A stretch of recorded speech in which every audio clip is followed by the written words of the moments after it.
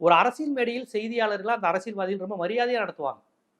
ஒருவேளை தனக்கு பிடிக்காத பத்திரிகையாளர்கள் தன் கட்சியை பத்தி விமர்சனம் பண்ணிக்கிட்டே இருந்தா கூட அவர்கள் பாதுகாப்பா போயிட்டு வர முடியும். இல்லைன்னா காரசார விவாதங்கள் நடக்கும். எங்களை பத்தி நீங்க இப்படிதான் எழுதுறீங்க பத்திரிகைகள் அப்படின்னு. அது கூட ஒரு அரசியல் செயல்பாடு தான்.